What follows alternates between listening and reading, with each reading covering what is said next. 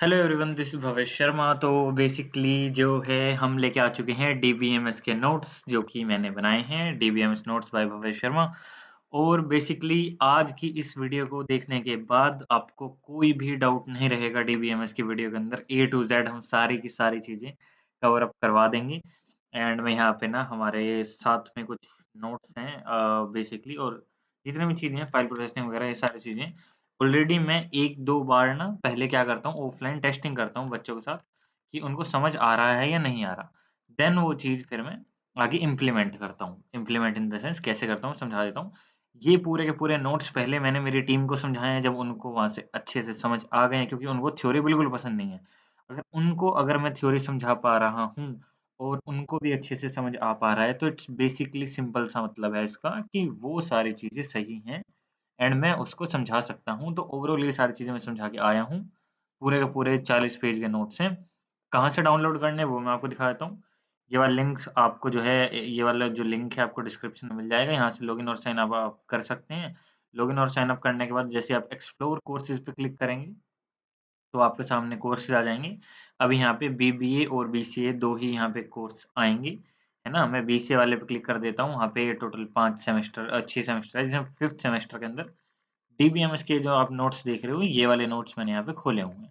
ठीक है? आपको ये लिंक दे दिया जाएगा, आप यहाँ से डाउनलोड कर सकते हो। डीबीएमएस की प्रैक्टिकल फाइल और जावा की प्रैक्टिकल फाइल दोनों यहाँ पे अवेलेबल हैं, आप जाके डाउनलोड कर सकते हैं। तो चलो बिना किसी देरी के यार चालू करते हैं। सबसे पहली चीज़ हमें कुछ-कुछ चीज़ें पता होनी चाहिए। बहुत आराम से, इत्मीनान से, तसल्ली से हम चीज़ें पढ़ाने वाले हैं और पढ़ने वाले हैं। पहली चीज़ आपको पता होना चाहिए टेबल क्या है। टेबल के बिना आगे काम नहीं चलेगा, तो सबसे पहले टेबल समझ लेते हैं, टेबल क्या है? और डाटाबेस के अंदर टेबल का तो यार मेजर रोल है ही, तो table is one of the important thing. तो मैं यहाँ पे एक टेबल बना लेता हूँ भाई। Basically table is a mixture of row and column. This is column, जो ये वर्टिकल खड़े वाले जो होते हैं ऐसे, ये होते हैं कॉलम। एंड जो ऐसे हॉरिज़ॉन्टल में जा रहे होते हैं, हॉरिज़ॉन्टल मतलब जो सीधी लाइन होती है ऐसे, दिस इज़ कॉल्ड रो। तो मैं अभी बता दूँगा कौन सी रो है, कौन सी कॉलम है। दिस इज़ बेसिकली अ रो। एक रो को हम एक रिकॉर्ड भी बोल देते हैं। This is called a record, यानी कि एक रो है, एक रिकॉर्ड है, ठीक है? ये है कॉलम जिसको हम एट्रिब्यूट भी बोल देते हैं। एट्रिब्यूट, है ना? और कॉलम एक ही बात है, ठीक है? टेबल को हम बहुत सारी चीज़ों से रिप्रेज़ेंट करते हैं। आगे-आगे जाके हम समझेंगे। एंटिटी भी टेबल को बोलते हैं, रिलेशन भी टेबल को बोलते हैं, टेबल को बहुत सारी चीज़ें बोलते हैं। आगे-आगे हम समझेंगे, पर टेबल का बेसिक मतलब ये होता है कि रो और कॉलम में चीज़ें बाँटी हुई हैं। This is called row, this is called column. सबसे मेन चीज़ ये है। देन उसके बाद आ जाते हैं एट्रिब्यूट, कॉलम ये हैं, आप सबको पता है। अब मेनली हम चीज़ें पढ़ना चालू करते हैं, समझना चालू करते हैं कि क्या है, कैसे करना है ना? नोट्स पे आ जाते हैं। नोट्स में वो पहला क्वेश्चन मिलेगा, देखते ही एकदम से पढ़ने नहीं लग जाना है, समझना है पहले चीज़ है क्या, आंसर को एकदम से रट्टा वो वाली बात नहीं करवाऊँगा मैं। पॉइंट इज़ वो पूछ रहा है सबसे पहले डीबीएमएस के अंदर हमें कीज़ की नीड क्यों पड़ी? देन वो पूछ रहा है कि आप मेरे को सुपर की, कैंडिडेट की, प्राइमरी की और जितनी और भी कीज़ हैं, उन सब के बारे में बताओ, होती क्या-क्या हैं? मतलब मैंने एक ही क्वेश्चन के अंदर सारी की सारी चीज़ें डाल दी हैं, जितनी भी हमारी पीवाईक्यूज़ में आई थी, जितनी हमारे सिलेबस में, सारी चीज़ें इंक्लूड कर दी हैं एक ही क्वेश्चन में। यानी कीज़ के अगर रिलेटेड कोई क्वेश्चन आएगा, तो यहीं से आएगा। समझ रहे हो? इसके बाहर का क्वेश्चन नहीं आएगा। समझते हैं चलो। कीज़ की हमें नीड क्यों पड़ी, उससे पहले हम ये समझ लेते हैं कीज़ होती क्या है ना?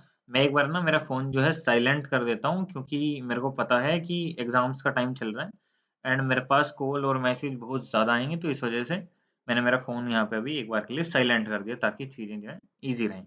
चलो, कीज़ होती क्या हैं? सबसे पहले हमें नीड समझने से पहले ये समझना पड़ेगा कीज़ होती क्या हैं? कीज़ बहुत सारी तरह की होती है, कितनी तरह की होती है, मैं यहाँ पे दिखा देता हूँ। This is total number of keys जो हमारे पास अवेलेबल होती हैं। कौन-कौन सी है? Candidate, foreign, primary, alternative, unique और सुपर।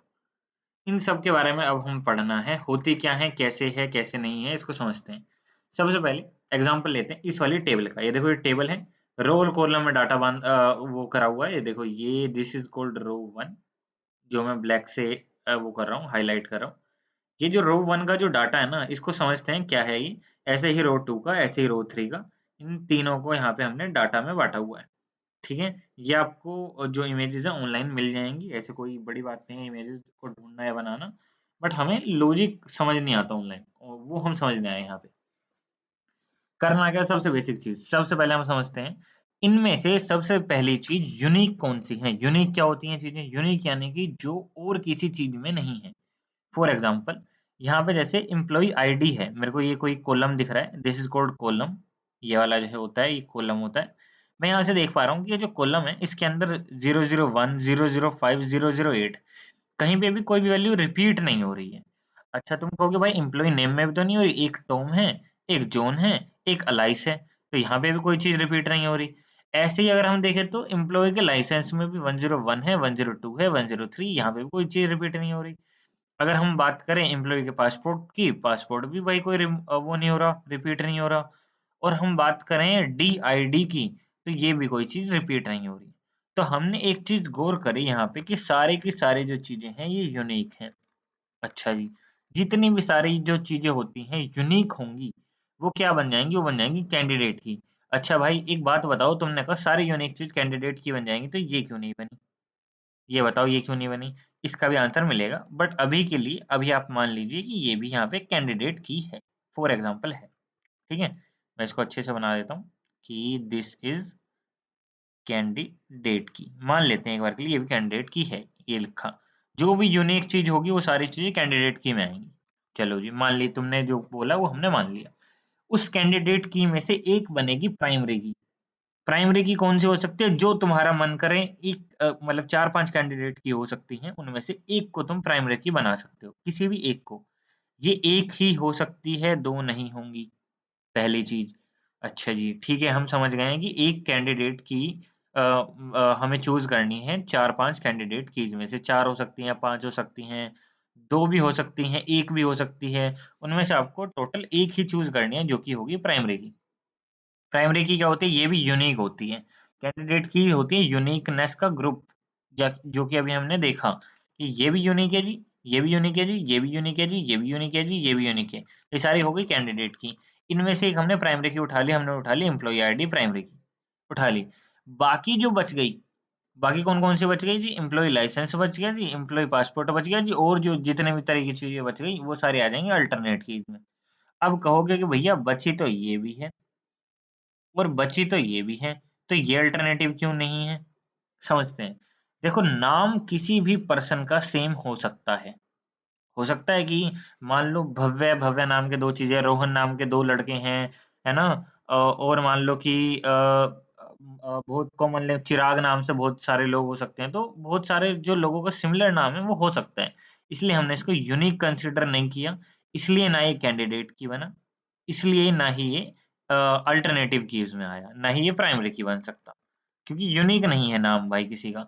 डीआईडी के अंदर हमें पता नहीं है डीआईडी किसको रिप्रेजेंट कर रहा है। यहाँ पे हमें पता चल रहा है एम्प्लॉयी आईडी है, एम्प्लॉयी का नेम है, कोई ईएमपी नाम से चीज़ है, उसी की आईडी है, उसी का नेम है, उसी का लाइसेंस है, उसी का पासपोर्ट है। तो ये चारों चीज़ें तो हम कंसीडर कर सकते हैं, पर ये डीआईडी हमें पता ही नहीं है क्या भी, इसलिए इसको कंसीडर नहीं किया जा रहा, है ना? इस चक्कर में यहाँ से हम डीआईडी को भूल जाते हैं। ठीक है जी। उसके बाद अगली चीज़ पे आते हैं। मतलब कैंडिडेट की के कितनी हो सकती हैं? 4 से 5 हो सकती हैं। ये हमें समझ आ गया। चारों की पाँचों जितने भी होंगी ये सारी यूनिक होंगी, पहला फीचर यूनिक होंगी। है ना? इनमें से एक चीज़ हम चूज़ करेंगे, वो बन जाएगी हमारी प्राइमरी की, बन गई जी, एक बन गई हमारी प्राइमरी की। बाकी कैंडिडेट की में से एक प्राइमरी की बन जाएँगी और बाकी जितनी बची प्राइमरी की को चूज़ करने के बाद वो सारी कहलाएँगी अल्टरनेटिव कीज़। है ना? ये अल्टरनेटिव कीज़ कहलाएँगी और यही सारी जो अल्टरनेटिव कीज़ हैं, वही सारी यूनिक की भी कहलाती हैं, है ना? क्योंकि एक तो प्राइमरी की बन गई, बाकी सारी कैंडिडेट की थी जितनी सारी हैं, तो जो बच गई वही यूनिक की हैं और वही अल्टरनेटिव कीज़ हैं। अच्छा जी, उसके बाद अब फॉरेन की पे बात करते हैं।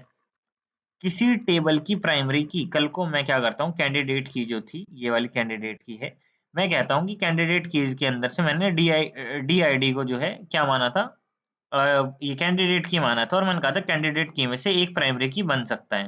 प्राइमरी की इज़ बेसिकली जो कि यूनिक होता है।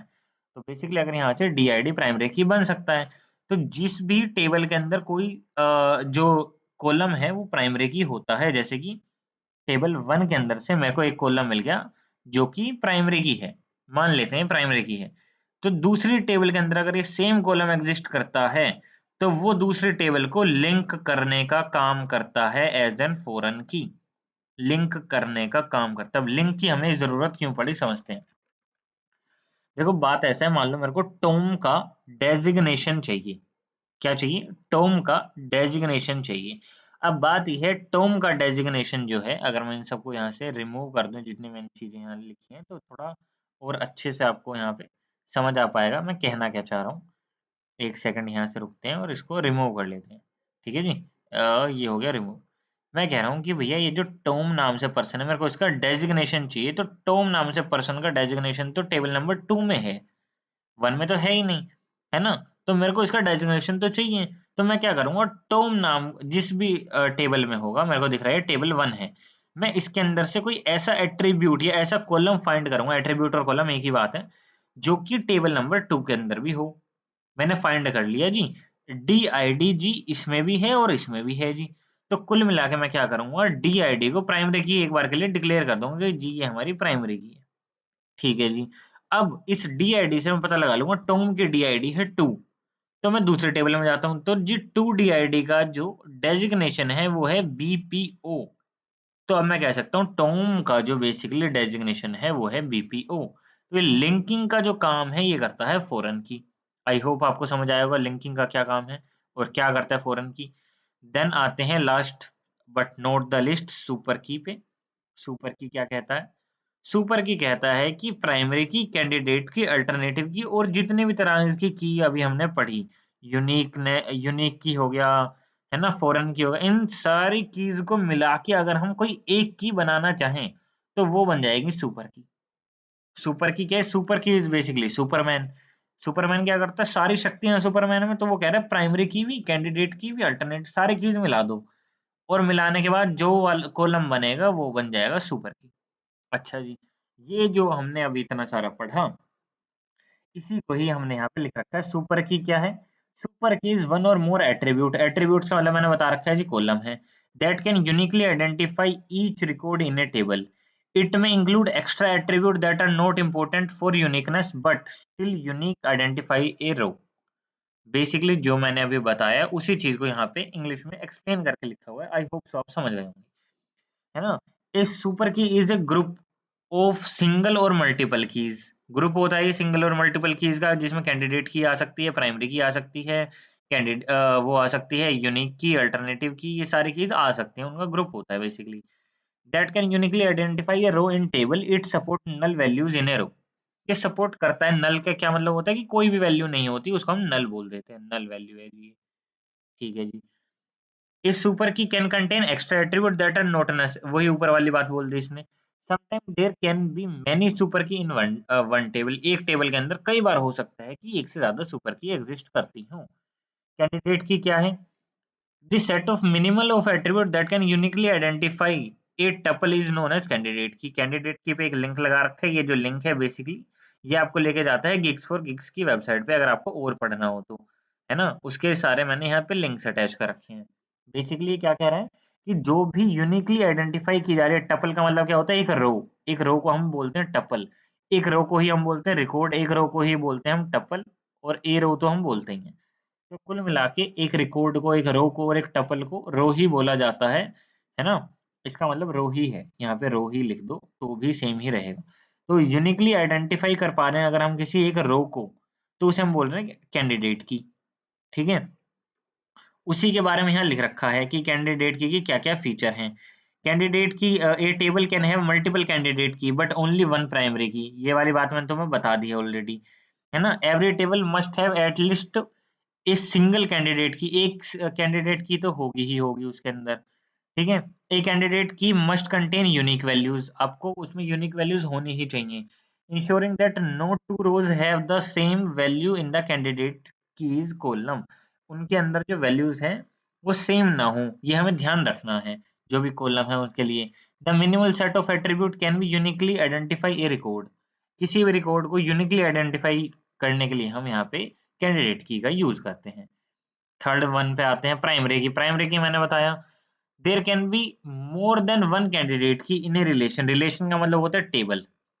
एक टेबल के अंदर एक से ज्यादा जो है कैंडिडेट की हो सकते हैं, अभी हम ऊपर पढ़ के आए हैं, है ना। Out of which one can be chosen as the primary key, ये भी मैं तुम्हें बता चुका हूँ। इसका डायग्राम देख लो। सबसे पहले सुपर कीज होती हैं जो कि 2 या 3 के ग्रुप को मिला के बनाई जाती हैं, ठीक है। कैंडिडेट की क्या होंगी, कैंडिडेट की बेसिकली वो होंगी जो यूनिकली आइडेंटिफाई होंगी, कोई दो जो है यूनिकली आइडेंटिफाई होके कैंडिडेट की बनती हैं। कैंडिडेट की से एक सिलेक्ट होके बनता है हमारे पास प्राइमरी की, कोई एक सिलेक्ट होगा जो कि प्राइमरी की बनेगा, और जो बाकी जितनी कैंडिडेट की बच गई, जितनी भी वो कैंडिडेट की बच गई, वो सारी अल्टरनेटिव कीज कहलाती हैं। ये बेसिकली एक डायग्राम है ओवरऑल कीज को समझने का, है ना। देन अल्टरनेटिव कीज के बारे में बात कर लें। जितने भी कैंडिडेट की जो है वो बच गई प्राइमरी की बनने से, वो सारे की सारी जो है हमारी अल्टरनेटिव कीज जो है कंसिडर की जाती हैं, है ना। इस चीज को हमने यहाँ पे पढ़ लिया है ओवरऑल। और कंपोजिट की क्या होती है, कंपोजिट की होती है sometime A table might have not a single column or attribute that can uniquely identify। For example मान लो कि कल को ये यहाँ पे आईडी नहीं है, मान लेते हैं यहाँ पे आईडी नहीं है। अब भैया नाम तो सेम हो सकते हैं किसी के भी, कोर्स भी कोई पर्सन सेम कर सकता है, तो ये दोनों चीजें तो आपस में क्या नहीं हो रही हैं, ये दोनों आपस में प्राइमरी की नहीं बन पा रही हैं, कोई यूनिक चीज इनमें है नहीं। तो अगर ये प्राइमरी की नहीं बन पा रही हैं तो बेसिकली हम क्या कर सकते हैं, हम कह सकते हैं कि इसको और इसको दोनों को मिलाओ और दोनों को मिला के कोई यूनिक चीज फाइंड करो। अगर दोनों को कॉलम को मिला के अगर मैं कोई यूनिक चीज बना पा रहा हूँ तो उसे मैं कह रहा हूँ composite key. Composite key, this is called composite key. Keys का यहाँ पे कॉन्सेप्ट हो जाता है खत्म। अब हम एक स्टेप आगे बढ़ चुके हैं, हमने 5 पेज जो है बेसिकली कवर कर दिए हैं कि कीज होती क्या है, कीज का बेसिक मतलब क्या है, चीज है क्या, सारा अब हमारा यहाँ पे क्लियर हो गया। डाटा इंडिपेंडेंस पे चलते हैं। डाटा इंडिपेंडेंस क्या कह रहा है, अब देखो जितनी मैं चीज यहाँ पढ़ा रहा हूँ ना, आगे आगे चीज स्पीड फास्ट हो जाएगी। मैं समझ रहा हूँ कि 20 एक मिनट हो गए हैं, 15-20 मिनट हो गए होंगे। स्टार्टिंग में एक बेसिक कवर करते हुए 15-20 मिनट लगते हैं, आई नो दैट। उसके बाद जो अब मैं थोड़ी स्पीड पकड़ूंगा, 2 4 3 4 5 क्वेश्चन कराने के बाद वो थोड़ी फास्ट होगी, क्योंकि एक बार हमें अगर चीज समझ आ गई है स्टार्टिंग स्टार्टिंग की, तो उसके बाद हमें चीजें आगे की बहुत इजीली समझ आने लगेंगी। मतलब तुम कहोगे कि भाई अब तो जल्दी जल्दी कराता जा, है ना। तो डाटा इंडिपेंडेंस क्या है, data independence is ability to change the database schema. अब स्कीमा होता क्या है, स्कीमा को समझते हैं सबसे पहले, देन हम कोई आगे की चीज करेंगे, ठीक है। मान लेते हैं कि यहाँ पे लिखा हुआ है नेम, है ना। यहाँ पे मान लेते हैं लिखा हुआ है अब रोल नंबर, रोल नंबर। यहाँ पे मान लेते हैं जी लिखा हुआ है ईमेल, ठीक है जी। यहाँ पे मान लेते हैं जी लिखा हुआ है एड्रेस, एड्रेस। यहाँ पे मान लेते हैं भैया जी लिखा हुआ है फोन, फोन नंबर आपका, है ना, फोन। बेसिकली ये लिख गया फोन। ये बेसिकली हमने कुछ टेबल बना दी है। आगे वाले कॉलम आप इग्नोर कर सकते हैं कि मान लीजिए ये वाले कॉलम्स हैं ही नहीं, इनको आप भूल सकते हैं एक बार के लिए, कुछ है ही नहीं। अगर आप कहते हो तो रुको मैं इस टेबल को छोटा करके दिखा देता हूँ कि भैया थोड़ा हमें समझने में थोड़ी आसानी रहे, ये चीज है नहीं, तो थोड़ा-सा हमारे लिए आसानी रहेगी। और इन चारों की कोई समस्या नहीं है, इन चारों को मैं ऐसे पकड़ के और इसको छोटा कर सकता हूँ, ठीक है। तो ये हमारे पास क्या हो गया, एक स्कीमा बन गया। स्कीमा अब ये समझ तो नहीं आया स्कीमा क्या बन गया, आप क्या कहना चाह रहे हो? बेसिकली ना, यहाँ पे अगर कोई यूज़र आता है, मान लेते हैं आप एक यूज़र हो, आप मेरी वेबसाइट पे आए हो, वेबसाइट का नाम है मान लेते हैं नवोक्ता.com। ये हमारी वेबसाइट है नवोक्ता.com, या फिर bytewar.in पे आप आए हैं, ये भी हमारी ही वेबसाइट है। तो बेसिकली अगर आप इन वेबसाइट्स पे आए हैं, है ना, तो आप क्या हो, आप एक यूजर हो, आप हमें कुछ डाटा दोगे। मान लेते हैं आपने हमें डाटा दिया, आपने हमें जो डाटा दिया उसको मैं यहाँ लिख रहा हूँ। आपने जो हमें डाटा दिया उसके अंदर आपने दिया है लैंडलाइन नंबर, लैंडलाइन नंबर। आपने हमें दिया है आपकी यूपीआई आईडी, कुछ पेमेंट वगैरह हमें आपसे करनी है तो आपने यूपीआई आईडी दी। आपने आधार नंबर दिया है, मान लेते हैं आपने हमें कोई स्टोरी का डिस्क्रिप्शन दे दिया है, स्टोरी डिस्क्रिप्शन, है ना। उसके बाद आपने हमें अपने फादर अपना फादर नेम दे दिया है ना, फादर नेम अपना दे दिया है। अब ये जितनी भी चीजें हैं, कि सारी चीजें क्या ये मेरे टेबल में स्टोर हो सकती हैं कहीं पे भी? आप कहोगे हाँ जी लैंडलाइन नंबर तो फोन नंबर में स्टोर हो जाएगा, नहीं। मेरे को यहाँ पे फ़ोन नंबर ही चाहिए था फ़ोन नंबर में स्टोर कराने के लिए। अगर आप मेरे को लैंडलाइन नंबर दे रहे हो तो मैं इसको यहाँ पे स्टोर नहीं करवा सकता, है ना? मेरे को ये सारी चीजें स्टोर करवाने के लिए क्या करना होगा? मेरे को क्या करना होगा? मेरी टेबल को थोड़ा-सा यहाँ पे बढ़ाना पड़ेगा। समझना इस चीज़ को। और यहाँ पे एक और कॉलम कल को मेरे को यहाँ पे क्रिएट कर देना होगा। वो जो कॉलम मैं यहाँ पे क्रिएट कर रहा हूँ, मेरे को उसका नाम भी रखना होगा। नाम मान लो मैंने रख दिया यूपीआई आईडी, फॉर एग्ज़ाम्पल मैंने ये नाम रख दिया, यूपीआई आईडी। तो कल को यूपीआई आईडी अगर अब मेरे को स्टोर करवानी है ना, तो अब मैं इसके अंदर यूपीआई आईडी स्टोर करवा सकता हूँ, पहले नहीं करवा सकता था। यानी कि मैं स्कीमा में चेंज, ये होता है स्कीमा। स्कीमा क्या हुआ बेसिकली कि ये फ़ील्ड्स, ये कॉलम्स जो मैं बता ही देता हूँ पहले कि भैया नेम आएगा, रोल नंबर आएगा, ईमेल आएगा, एड्रेस आएगा, फ़ोन नंबर आएगा, इसके अलावा कोई और चीज़ नहीं आएगी, है ना? अब मैंने चेंज करके कह दिया कि यूपीआई आईडी भी आएगी, इसके अलावा और कोई चीज़ नहीं आएगी। इसके अलावा और कोई चीज़ आ भी रही है तो उसको स्टोर नहीं करवाना, क्योंकि उनको पता ही नहीं है क्या आ रहा है। आ तो लैंडलाइन नंबर भी रहा है, आधार कार्ड नंबर भी रहा है, स्टोरी डिस्क्रिप्शन भी रहा है, तो फादर नेम भी रहा है, बट हम उसको स्टोर नहीं करवा रहे हैं, यानी कि डाटाबेस के स्कीमा में है ही नहीं। तो यानी कि स्टोर तो सिर्फ यही चीजें होंगी। तो इसे हम कहते हैं बेसिकली डाटाबेस का स्कीमा, यानी कि कॉलम्स का नाम। ऐसा आप इजी भाषा में समझ सकते हैं। ठीक है जी। हम क्या कह रहे हैं कि डाटा इंडिपेंडेंस जो है आपको शक्ति देता है, एबिलिटी देता है क्या करने की, चेंज करने की, डाटाबेस के स्कीमा में, यानी कि कॉलम्स को चेंज करने की एबिलिटी देता है बेसिकली। ठीक है जी। At one level without affecting the schema at the other levels. Schema के लेवल होते हैं, ये तो भाई भैया तुमने बताया ही नहीं। स्कीमा के लेवल भी होते हैं, इसको अभी हम आगे डिटेल में डिस्कस करेंगे कौन से लेवल होते हैं। It simply means that if we make any changes is how to store the program that can use the data should not be affected, है ना? इसको समझते हैं क्या कहना चाह रहा है। यहाँ पे आते हैं हम इस वाले डायग्राम पे। आप यूजर हो, ये जो एक्सटर्नल यूजर है मान लेते हैं आप हो, यूजर 1, यूजर 2, यूजर 3, आप आए हो। ठीक है। अब यहाँ पे होता है कॉन्सेप्चुअल स्कीमा। कॉन्सेप्चुअल स्कीमा क्या होता है, इसको बेसिकली समझते हैं। कॉन्सेप्चुअल स्कीमा क्या है? कॉन्सेप्चुअल स्कीमा के लिए मैंने यहाँ पे लिख रखा है, describe structure like tables, field and relationship. ये जो हमने यहाँ पे डिस्क्राइब कर दिया, ये वाला स्ट्रक्चर जो है कि ये ही डाटा आएगा, इसे बोलते हैं कॉन्सेप्चुअल स्कीमा। आप यूजर हो, आप एक्सटर्नल लेवल पे हो, इस एक्सटर्नल लेवल को हम व्यू लेवल भी कहते हैं। ठीक है। आप यूजर हो, आप आए हो, आपने हमारे कॉन्सेप्चुअल स्कीमा के साथ इंटरेक्ट किया है, बेसिकली आप इसके अंदर अपना डाटा स्टोर करवाने वाले हो। ठीक है जी।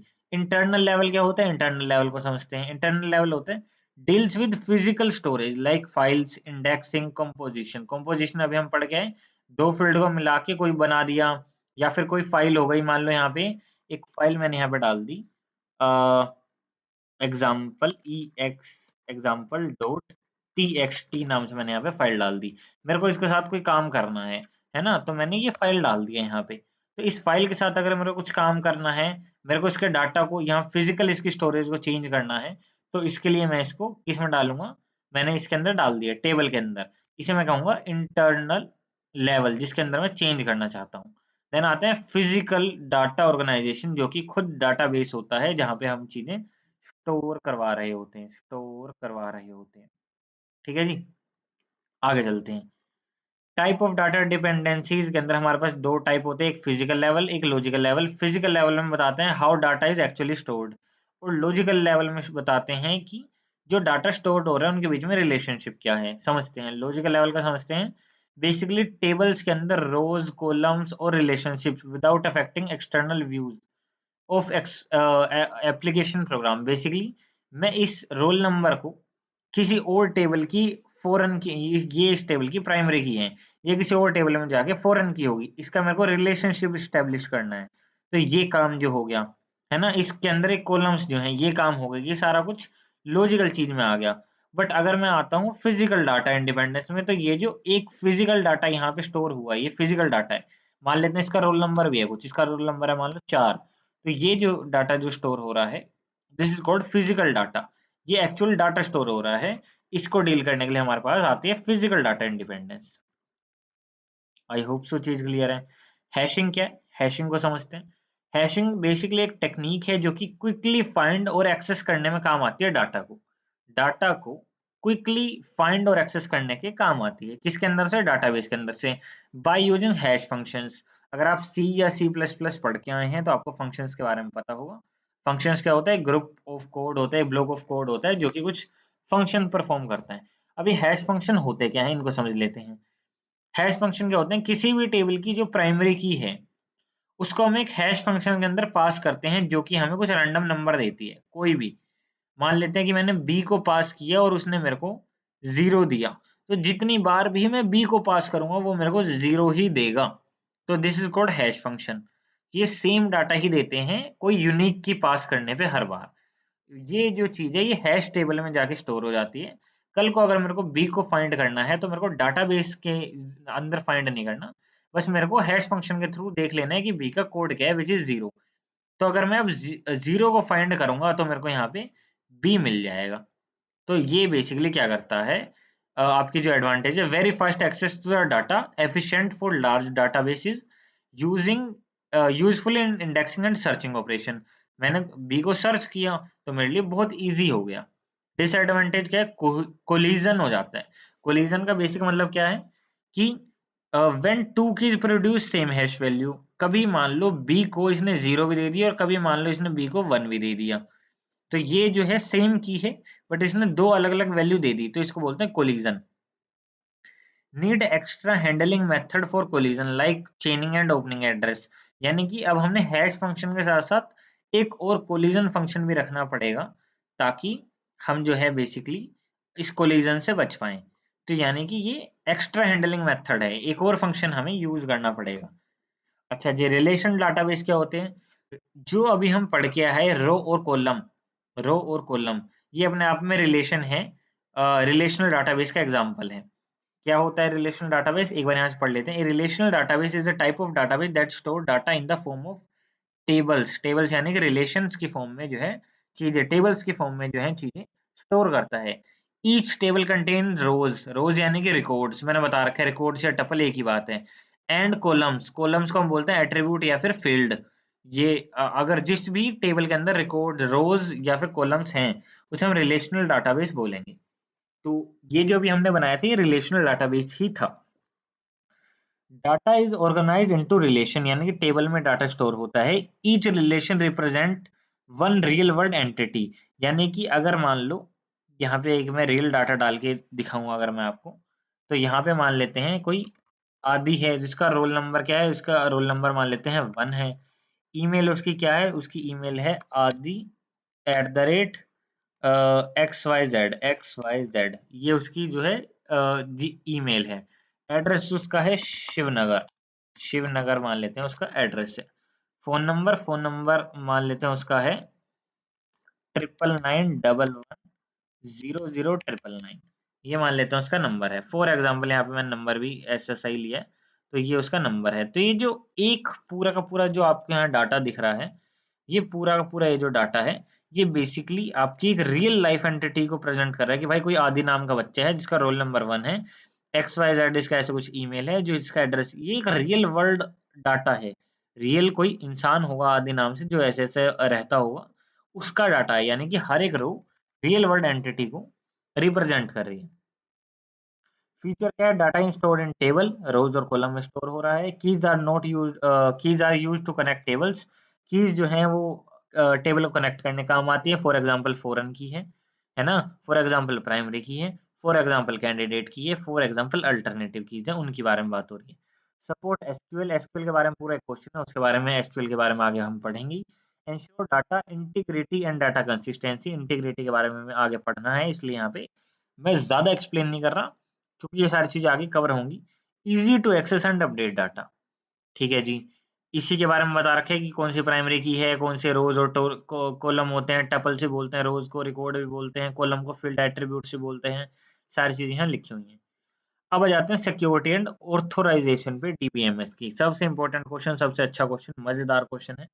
5 मिनट लेंगे समझने में। क्या है basically security and authorization? Basically आपके घर पे बेसिकली आपकी आईडी ले लेते हैं। आप फेसबुक चलाते होगे, आप इंस्टाग्राम चलाते होगे, तो वहाँ आपकी एक आईडी होगी। तो क्या उस आईडी के अंदर मैं कोई पोस्ट कर सकता हूँ या मैं आपकी आईडी से किसी से चैट कर सकता हूँ? आंसर है जी नहीं कर सकता। क्यों नहीं कर सकता जी? क्योंकि मेरे पास उसका पासवर्ड नहीं है। अच्छा जी, पासवर्ड होता तो क्या ये मैं काम कर सकता? पासवर्ड होता तो ये चेक किया जाता कि क्या मैं इसका ओरिजिनल यूज़र हूँ या नहीं हूँ? यूज़र हूँ या नहीं हूँ? कहने का मतलब है कि आपके ईमेल पे या फिर आपके फ़ोन नंबर पे अगर आपने टू फैक्टर ऑथराइज़ेशन लगा रखा है, तो एक ओटीपी जाता है कि क्या आप इसके ओरिजिनल यूज़र हैं या नहीं हैं, है ना? ये चीज़ें जाती हैं बेसिकली सिक्योरिटी के लिए होती हैं, सेम डाटाबेस में भी होता है कि security and authorization in DBMS means protecting the database from unauthorized access. जिसके पास पासवर्ड नहीं है वो इसका यूज़ क्यों करेगा भाई? कोई मिसयूज़ ना हो जाए, कोई डाटा जो है वो डैमेज ना हो जाए and make sure only authorised जिसके पास पासवर्ड है, वो user can perform action on the data. कोई डाटा को डिलीट करना है, अपडेट करना है, कुछ चेंज करना है, तो वो काम कर पाए। डाटाबेस की सिक्योरिटी क्या होती है? Means keeping the data safe and protected from unauthorized जिनके पास पासवर्ड नहीं है, उन यूज़र से और हैकर से जो है हम हमारा जो डाटा है वो प्रोटेक्ट करते हैं, सेफ रखना चाहते हैं। It ensure only the right person can access और मॉडिफाई डेटा। जो सही इंसान है वही डाटा को एक्सेस कर पाए और मॉडिफाई कर पाए। ठीक है जी। उसके बाद सिक्योरिटी कुछ मेथड होते हैं जैसे कि यूज़र का अकाउंट और पासवर्ड होना चाहिए, पासवर्ड जो एन्क्रिप्शन होना चाहिए और फायरवॉल और बैकअप सिस्टम आपका होना चाहिए। बैकअप सिस्टम के बारे में हम आगे डिटेल में बात करेंगे, होता क्या है। ऑथराइज़ेशन क्या होता है? Authorization means detecting what action a user can allowed to perform. For example, आपके पास पासवर्ड तो है, पर मान लेते हैं आप मेरे एडिटर हो, फॉर एग्ज़ाम्पल आप मेरी वीडियो के एडिटर हो, तो क्या आप मेरी वीडियो को डिलीट कर सकते हो? आंसर है नहीं कर सकते। क्यों? आप एडिटर हो, आप सिर्फ़ मेरी वीडियो को एडिट कर सकते हो जी। अच्छा जी, क्या आप मेरी वीडियो को अपलोड कर सकते हो? आप अपलोड भी नहीं कर सकते जी। अपलोड क्यों नहीं कर सकते? क्योंकि आप एडिटर हो, आप ओनर नहीं हो, आप मैनेजर नहीं हो। मैनेजर का काम है अपलोड करना, ओनर का काम है अपलोड करना। आप ना डिलीट कर सकते, ना अपलोड कर सकते। तो किस पर्सन को, जैसे एडिटर को, क्या उसकी क्षमता के अकॉर्डिंग एक्सेस देना है कि वो क्या-क्या कर सकता है बस। तो जैसे an admin can add, update और डिलीट डाटा। एडमिन तो ऐड भी कर सकता है, अपडेट भी कर सकता है और डिलीट भी कर सकता है डाटा।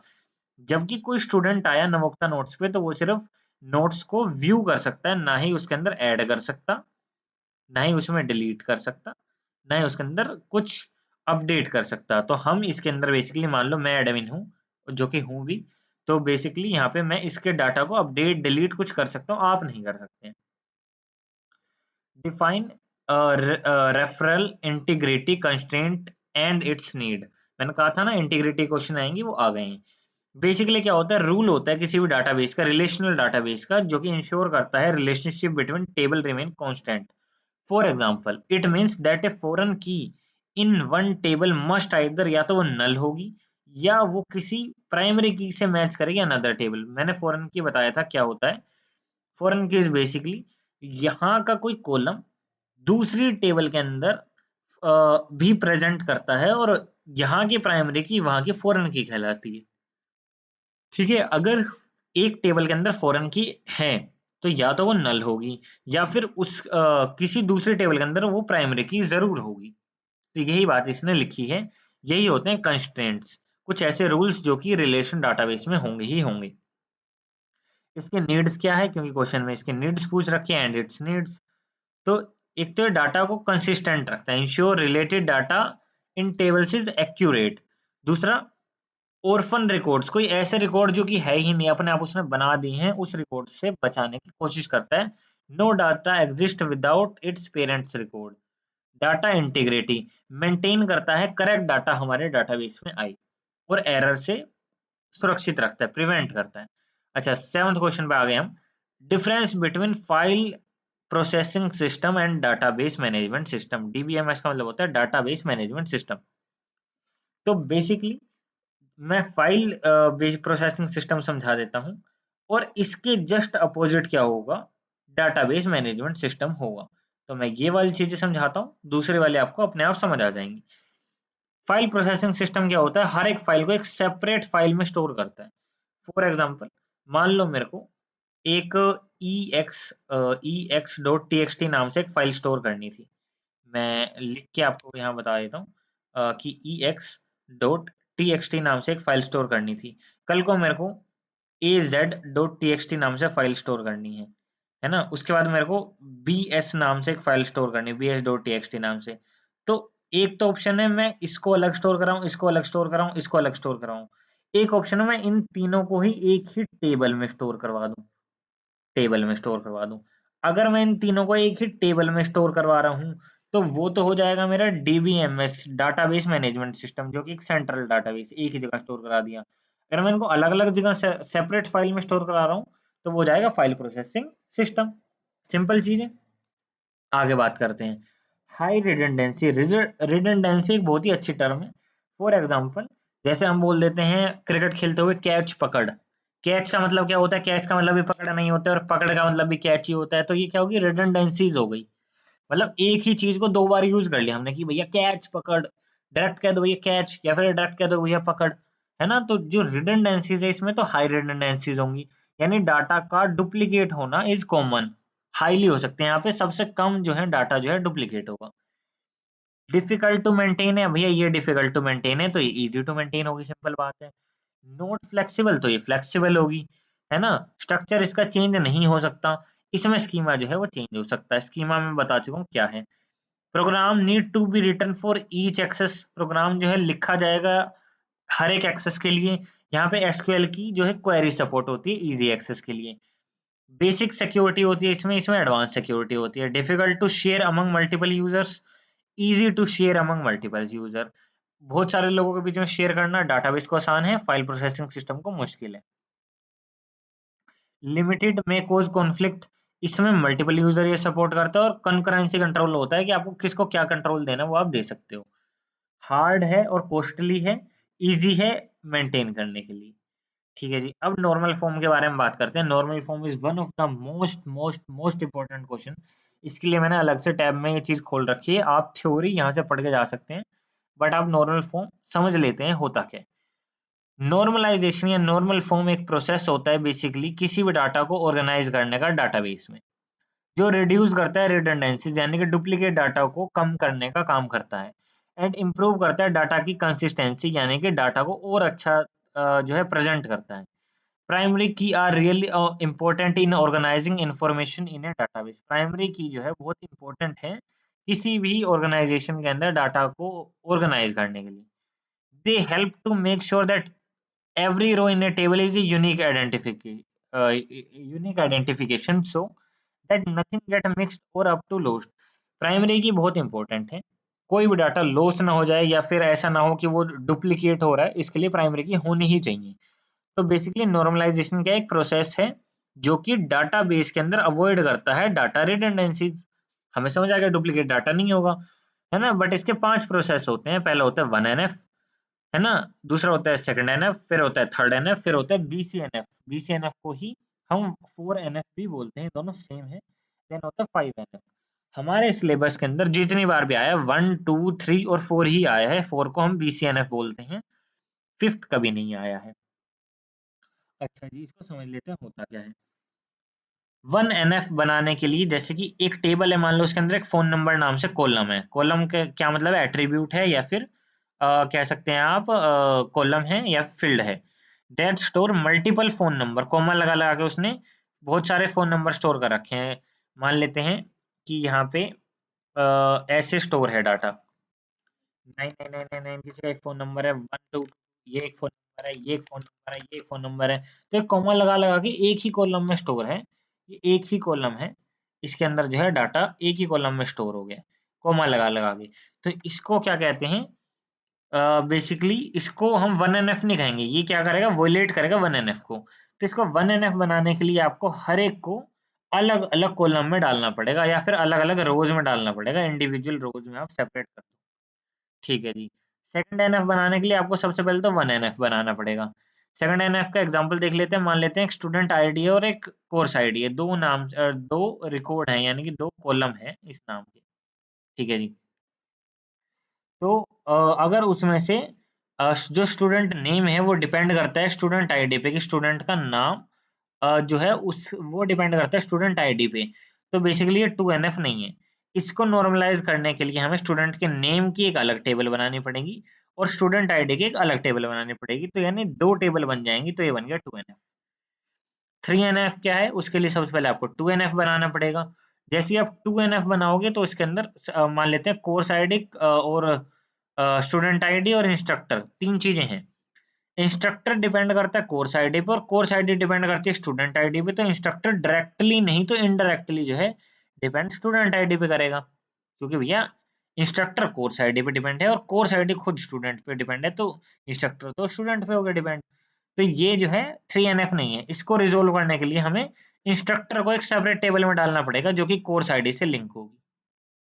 यानी इसमें भी 2 टेबल बनेगी, जिसके अंदर हमें एक के अंदर हमें इंस्ट्रक्टर को डालना पड़ेगा जिसके अंदर कोर्स आईडी से लिंक वो टेबल है, यानी कोर्स आईडी उसके अंदर एक फॉरेन की है।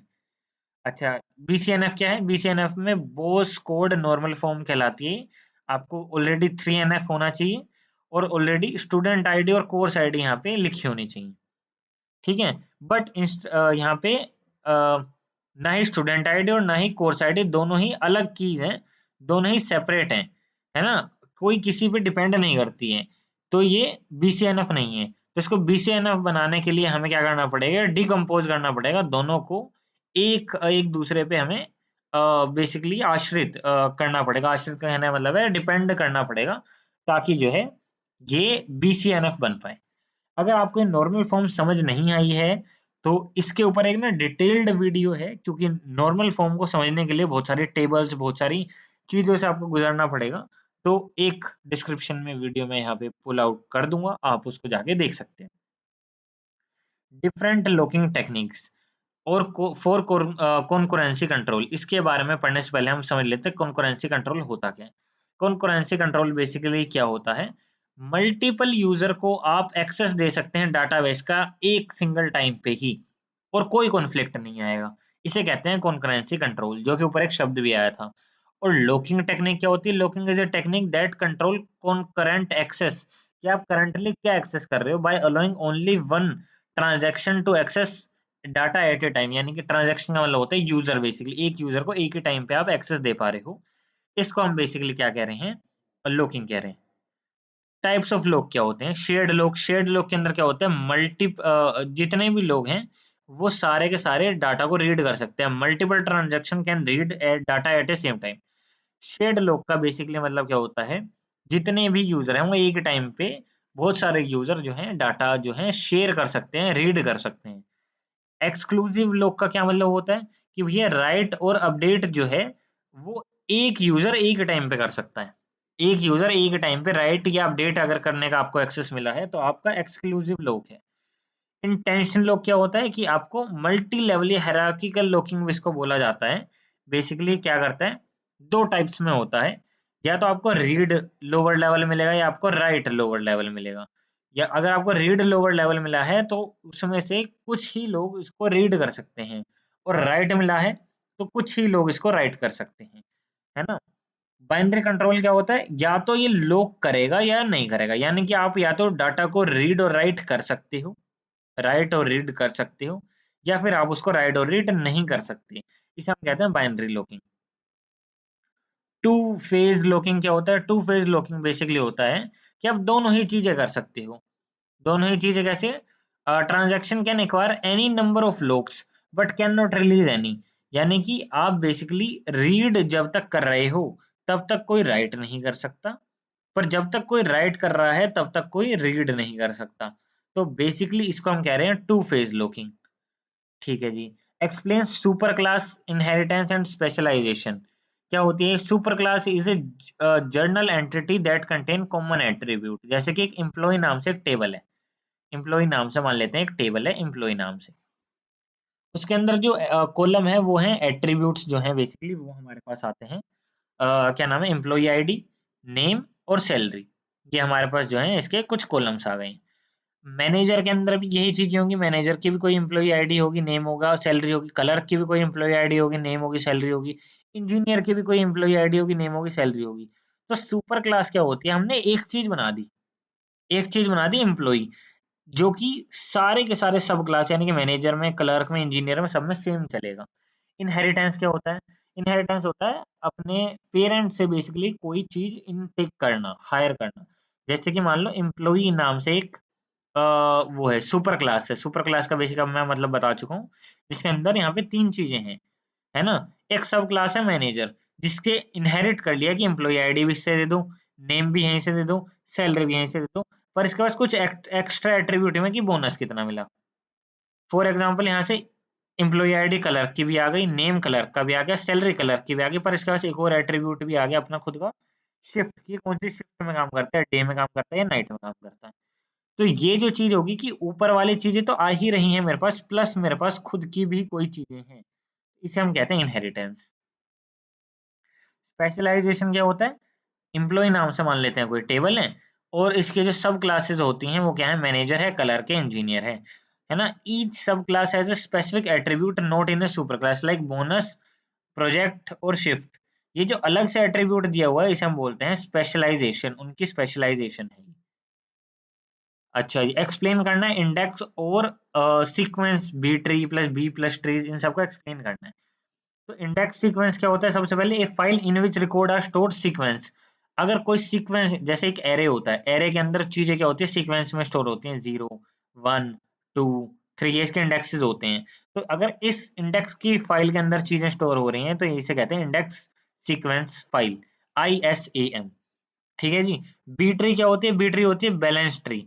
All leaves are stored in a same level. अगर हमने ट्रीज पढ़ा है डाटा स्ट्रक्चर के अंदर, एक सब्जेक्ट था ट्रीज, तो जब तक इसको मैं बहुत सिंपल एग्जांपल से बताऊंगा, कि मान लो कि मैंने एक चीज यहाँ स्टोर करवाई, ठीक है? दूसरी चीज मेरा मैं यहाँ स्टोर नहीं करवा सकता जब तक मैं यहाँ स्टोर नहीं करवा लूंगा। उसके बाद मैं यहाँ स्टोर करवाऊंगा। उसके बाद तीसरी चीज मैं यहाँ स्टोर नहीं करवा सकता, मेरे को उससे पहले यहाँ स्टोर करवानी पड़ेगी, फिर यहाँ करवानी पड़ेगी, फिर यहाँ करवानी पड़ेगी, फिर ही मैं यहाँ आ सकता हूँ। कुल मिला के बात क्या है? कुल मिला के बात ये है कि आपको एक ट्री फॉर्म करना है। ट्री फॉर्म कैसे करते हैं समझते हैं। ये आपको ट्री फॉर्म करना है। पहले इसमें लेफ्ट चीजें फिल होंगी, फिर इसमें राइट चीजें फिल होंगी, और इसके दो ही टहनियां हैं। मान लेते हैं ये एक ट्री है, मान लिया ये एक ट्री है, इसके अंदर मेरे को डाटा स्टोर करना है। तो बेसिकली मैं क्या करूंगा कि मेरे को सबसे पहले लेफ्ट के अंदर डाटा स्टोर करना पड़ेगा, फिर राइट में करना पड़ेगा। तो मैंने लेफ्ट में पहले किया, देन फिर मैंने राइट में किया। उसके बाद अगर मेरे को यहाँ पे डाटा स्टोर करना है ना कुछ, तो मैं यहाँ नहीं कर सकता। अगला डाटा मेरे को स्टोर करना पड़ेगा लेफ्ट के भी लेफ्ट में, फिर उसके राइट में, फिर राइट के लेफ्ट में, फिर राइट के राइट में, तो ही जाके मैं यहाँ पे डाटा स्टोर कर सकता हूँ। अब इसके नीचे अगर हम बात करें, तो पहले मेरे को इसके लेफ्ट में स्टोर करना पड़ेगा, फिर इसके राइट में, फिर इसके भी लेफ्ट में, फिर इसके भी राइट में। क्या अब मैं इसके लेफ्ट में कर सकता हूँ? नहीं जी, नहीं नहीं। आप पहले इसके लेफ्ट में करेंगे, फिर इसके राइट में करेंगे, फिर इसके लेफ्ट में करेंगे, फिर आके ही आपको इसके राइट में करना पड़ेगा। ऐसा क्यों करना है? क्योंकि बी ट्री क्या कहता है कि basically all leaves are at the same level. सबको एक ही लेवल पे चलना पड़ेगा। लेवल सबके निकलेंगे वाली बात हो गई है, तो कि इस लेवल को भरो पहले, फिर इस लेवल को भरो, फिर इस लेवल को भरो, फिर इस वाले लेवल को भरो, तो ही अगले पे जाना, वरना अगले पे नहीं जा सकते। सिंपल चीज। कीप डाटा सॉर्टेड, सॉर्टेड वे में डाटा चीजें रहेगा, और इंसर्शन, सर्चिंग, डिलीशन यानी सर्च करना, डाटा को ऐड करना, डाटा को डिलीट करना, सबका जो टाइम रहेगा वो लोग एन टाइम रहेगा कि इतने टाइम के अंदर हम डाटा को सर्च, अपडेट, डिलीट कर पाए। बी प्लस ट्री क्या होता है? बी टी ट्री का ही वेरिएंट है, जिसके अंदर हम सारा जो डाटा है वो लीफ नोड में जो है स्टोर करते हैं, और कहीं हम जो डाटा है वो स्टोर नहीं करते हैं। लीफ नोड क्या होती हैं? जो लास्ट में, ये जो नोड बचती है ना, बिल्कुल लास्ट में आती हैं। इससे ऊपर हम कहीं डाटा स्टोर नहीं करेंगे, हम सिर्फ लास्ट वाली नोड्स के अंदर आके डाटा जो है स्टोर करेंगे। बी ट्री का अपने आप में एक पूरा अलग से कॉन्सेप्ट है। उसके लिए आपको डाटा स्ट्रक्चर की वीडियोस देखनी पड़ेंगी, मेरी पहले की डाटा स्ट्रक्चर की वीडियोस हैं, मैं डिस्क्रिप्शन में लिंक भी डाल दूंगा। बाकी अगर आपको खाली बी ट्रीज देखना है तो बी ट्रीज का भी मैं डिस्क्रिप्शन में नीचे लिंक डाल दूंगा, आप जाके देख सकते हैं। स्ट्रॉन्ग और वीक एंटिटी जो है डाटाबेस की, वो एक बार हम यहाँ पे कवर अप कर लेते हैं। ठीक है जी। स्ट्रॉन्ग और वीक एंटिटी क्या है? स्ट्रॉन्ग एंटिटी क्या है? Each entity can be uniquely identify, अगर वो कर पा रही है। जैसे कि एक स्टूडेंट नाम की टेबल है जिसमें रोल नंबर, नेम और कोर्स नाम के कॉलम है ना? रोल नंबर यहाँ पे प्राइमरी की है क्योंकि वो यूनिक है। इन शॉर्ट क्या है? स्ट्रॉन्ग एंटिटी बेसिकली होता है जो कि खुद ही प्राइमरी की होता है जिसकी टेबल में। वीक एंटिटी क्या होता है? वीक एंटिटी होता है कि can not be uniquely identify bye its own attribute, यानी कि उसको फॉरेन की का यूज करना पड़े किसी दूसरी टेबल में। मान लो मार्क्स नाम की टेबल है, इसमें रोल नंबर है, सब्जेक्ट है और मार्क्स है, ठीक है। इसके अंदर हम रोल नंबर का रेफरेंस लेंगे कि किस स्टूडेंट का बेसिकली वो रोल नंबर है जिसके मार्क्स इतने आए हैं। तो बेसिकली यहाँ पे मैं रोल नंबर का रेफरेंस ले रहा हूँ, समझ रहे हो। तो यहाँ पे ये वीक एंटिटी है। डाटाबेस के रिकवरी के टेक्निक के बारे में बात कर लेते हैं। ऐसा होता है कि तुम्हारा जो फ़ोन है कल को टूट जाए, रीसेट हो जाए या कुछ तुम्हारे फ़ोन के साथ हादसा हो जाए, तो इसके लिए हम क्या करते हैं, क्लाउड पे, गूगल ड्राइव पे या फिर कहीं पे भी डाटा को जो है पेन ड्राइव में स्टोर करके रखते हैं डाटा को। तो सेम डाटाबेस कल को खराब हो जाए, डाटा का डिलीट हो जाए, कोई शरारत कर दे, खराब हो जाए डाटा, उसके लिए कुछ रिकवरी टेक्निक्स होती हैं कि किस-किस बेसिस पे हम उसको रिकवर करते हैं। उसी के बारे में अभी हमें समझना है। ठीक है? तो बेसिकली अब हम बात करते हैं इनके टेक्निक्स के बारे में। लोग बेस रिकवरी, लोग बेस रिकवरी क्या होता है कि आप पीछे जाके जितनी भी चीज़ थी उनको जाके ट्रैक रख सकते हो कि भैया ये मेरी ट्रैकिंग थी। चेक पॉइंट्स क्या होते हैं कि मान लो 22 तारीख को मैंने एक चेक पॉइंट लगा दिया, 28 को मैंने एक चेक पॉइंट लगा दिया, है ना? 2 तारीख को एक चेक पॉइंट लगा दिया। तो कुल मिला के क्या होगा कि अगर कल को कोई मेरा डाटा लॉस हो गया 28 तारीख में, ये जो 2 के बाद जो आई है 28 उसके बाद, तो मैं इस 2 तारीख के चेक पॉइंट पे वापस जाके इतना डाटा वापस ला सकता हूँ 2 तारीख का। इसे बोलते हैं चेक पॉइंट्स। शैडो पेजिंग क्या होता है? मेंटेन ए शैडो कॉपी, मतलब एक हल्की सी कॉपी आपकी जो बना के रखता है।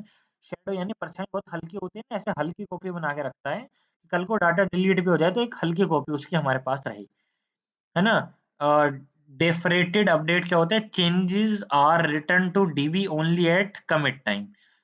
डीबी में जब ही चेंज होंगे जब आप कमिट करोगे, तो इससे हम रिकवर कर सकते हैं data. In immediate update, changes are return to DB immediately but log is maintained for undo in change fresh. कल को जो डाटा है वो चेंज तो 1 सेकंड में हो जाएगा, पर वो लोगों को दिखेगा नहीं। क्यों नहीं दिखेगा? कल को क्रैश हो गया तो हम हमारे चेंजेस वापस से अंडू कर सकते हैं। अंडू रीडो के बारे में आपको पता होगा। 14th क्वेश्चन सबसे आसान, डाटाबेस क्या है, डीबीएमएस क्या है। एट्रीब्यूट्स आपको मैंने बता दिया, कॉलम होते हैं। एंटिटी मैंने आपको बता दिया, टेबल होती है। और अदर फील्ड्स के बारे में बात करनी है। तो डाटाबेस क्या है? जहाँ पे हम फाइल को ऑर्गेनाइज कर सकते हैं, क्रिएट, रीड, अपडेट, डिलीट कर सकते हैं, ये चीजें कर सकते हैं। एंटिटी क्या है? एंटिटी होती है रियल वर्ल्ड ऑब्जेक्ट, ये भी मैं आपको सारी चीजें बता चुका हूँ। एट्रीब्यूट क्या होते हैं? कॉलम होते हैं बेसिकली। फील्ड क्या होती है? फील्ड बेसिकली हमारी होती है क्या, कॉलम्स। एट्रीब्यूट भी कॉलम और फील्ड भी कॉलम, इन दोनों को इसने एक ही चीज में पूछ रखा है। What do you mean by DDL और डीएमएल कमांड? डीडीएल होती है डाटा डेफिनेशन लैंग्वेज, यानी कि कोई भी चीज, डाटा डेफिनेशन लैंग्वेज को मैं क्या कहना चाहूंगा, फॉर एग्जांपल हम बात करते हैं डाटा डेफिनेशन लैंग्वेज की, कि जैसे यहाँ पे नेम है, जहाँ पे नेम है, नेम के अंदर नेम ही स्टोर होना चाहिए, रोल नंबर के अंदर रोल नंबर ही स्टोर होने चाहिए, ईमेल में ईमेल ही स्टोर होना चाहिए, एड्रेस में ये क्या है? डाटा स्टोर नहीं हो रहा, बस मैं इसको बता रहा हूँ, स्कीमा डिफाइन कर रहा हूँ कि भैया नेम में नेम ही स्टोर होगा, रोल नंबर में 1 2 3 वाले नंबर ही आएंगे, एबीसीडी नहीं आ सकती रोल नंबर में। तो ये जितनी भी चीजें जो हैं वो मैं डीडीएल कमांड के साथ करता हूँ, डाटा डेफिनेशन लैंग्वेज के साथ। डीडीएल जो कमांड है लिखा भी हुआ है, define and manage the structure of the database, like creating, changing, deleting tables. Tables और स्कीमा को है ये बस चेंज और डिलीट करता है, ना कि डाटा को। यहाँ लिखा है this command deal with the structure note data itself. इसके बारे में हम इसकी कमांड थोड़ी बहुत समझ लेते हैं। जैसे क्रिएट कमांड है, तो क्रिएट टेबल मैंने लिखा तो पहले मेरे को टेबल का नाम बताना पड़ता है, देन मेरे को उसके कॉलम्स का नाम बताना पड़ता है कि रोल नंबर नाम से कॉलम है, उसका डाटा टाइप बता दिया, नेम्स नाम से कॉलम है, उसका डाटा टाइप बता दिया। अल्टर का मतलब बेसिकली होता है कि हम स्कीमा को चेंज करने हैं। तो मैंने कहा कि अल्टर कर दो कौन सी टेबल को, स्टूडेंट वाली टेबल को, उसके अंदर ऐड कर दो एज नाम से एक कॉलम जो कि इंटीजर होगा जी। ड्रॉप का मतलब होता है डिलीट करना, ड्रॉप टेबल, टेबल का नाम लिख दोगे तो वो डिलीट हो जाएगा, है ना। एक होता है ट्रंकेट। ट्रंकेट क्या होता है कि टेबल तो सारी रहेगी, उसके अंदर का सारा डाटा अगर आपको डिलीट करना है तो आप ट्रंकेट का यूज करते हो। ट्रंकेट टेबल स्टूडेंट, यानी कि सारा का सारा डाटा डिलीट हो जाएगा। फिर आते हैं डीएमएल कमांड पे। डीएमएल जो कमांड है बेसिकली वो जो है डाटा को अपडेट करती है, मेन डाटा के साथ डील करती है, ना कि उसके स्ट्रक्चर के साथ। यहाँ पे लिखा है these command deal with the data note the structure, है ना, ऊपर वाले स्ट्रक्चर के साथ खेल रही थी, ये वाली डाटा के साथ खेलेगी कि मेन डाटा को कैसे चेंज करना है। फॉर एग्जांपल कोई डाटा मेरे को इंसर्ट करना है तो मैं लिख सकता हूँ इंसर्ट इनटू और फिर टेबल का नाम, और वैल्यूज में अपनी वैल्यूज दे सकता हूँ। अपडेट अगर मेरे को करना है तो अपडेट स्टूडेंट, और वहां पे एज सेट कर दो किसकी, 21 एज सेट कर दो किसकी, जहां पे रोल नंबर 101 है तो 101 इसका है तो इसकी एज 21 हो जाएगी। अब से डिलीट करना हो तो मैं कर सकता हूँ delete from student where roll number 101, 101 जहां होगा उसके अंदर बेसिकली इस वाले डाटा को मैं पूरा डिलीट कर सकता हूँ। सिलेक्ट आपको बताइए कि मैंने अभी ऊपर बताया था कि सिलेक्ट यानी कि सारे के सारे डाटा को हम फेच करवा सकते हैं, यानी कि सारे के सारे डाटा को रीड कर सकते हैं, उसको हम सिलेक्ट कमांड कहते हैं। अच्छा जी, अब जरा सा मैं पानी पी के आता हूँ, एक वाटर ब्रेक लेते हैं, उसके बाद आगे आगे हम कंटिन्यू करते हैं। तो यहाँ से एक बार मैंने इसको पॉज कर देता हूँ। हाँ जी, पानी का ब्रेक हो गया है, वापस से चालू करते हैं। ये हमने पढ़ लिया था सिलेक्ट वाला। अब आते हैं difference between functional dependencies and multi value dependency. सबसे इजी क्वेश्चन है, फंक्शनल डिपेंडेंसीज कौन सी होती है, exist one attribute uniquely determine another attribute. अगर हमने इफ वी नो ए, अगर हम ए को जानते हैं तो हम बी को ढूंढ सकते हैं, ये होगी फंक्शनल डिपेंडेंसीज। एक को एक से जोड़ना, फंक्शनल डिपेंडेंसीज बहुत सिंपल है, एक चीज है उसको दूसरे से अगर हमने जोड़ दिया which is called functional dependencies. Second आता है मल्टी वैल्यू डिपेंडेंसीज। अगर हम ए को जानते हैं, we can find multiple value of B, B की बहुत सारी वैल्यू को अगर हम ढूंढ सकते हैं which is called multiple dependencies. ठीक है। What are the various anomalies associated with RDBMS? Define union compatibility. When a database is not properly normalized, जब वो जो database है वो normal form में नहीं है, normal form ऊपर हम पढ़ के आए हैं, अगर नहीं आए हैं समझ फिर भी, क्योंकि normal form का पूरा एक अच्छा सा बड़ा वीडियो चाहिए, कुल कुल मिला के 20-30-40 मिनट का, तो मैं नीचे एक वीडियो अटैच कर दूंगा, अगर आपको नॉर्मल फॉर्म पढ़नी है तो आप वहां से पढ़ सकते हैं। ठीक है। It lead to data redundancies, duplicate data जिसको हम बेसिकली बोलते हैं, and various problem called anomalies. There are 3 types of anomalies, जिसके अंदर इंसर्शन की आती है, डिलीशन की आती है और अपडेट की आती है। कहने का क्या मतलब, कहने का ये मतलब है when we cannot insert data into a table because some other data is missing, तो होगी इंसर्ट। डिलीट में when delete one piece of data allows also remove some important information, होगी डिलीट की, कोई महत्वपूर्ण information, most important information delete हो जाए, कोई अगर हम एक पीस ऑफ डाटा डिलीट कर रहे हैं तो।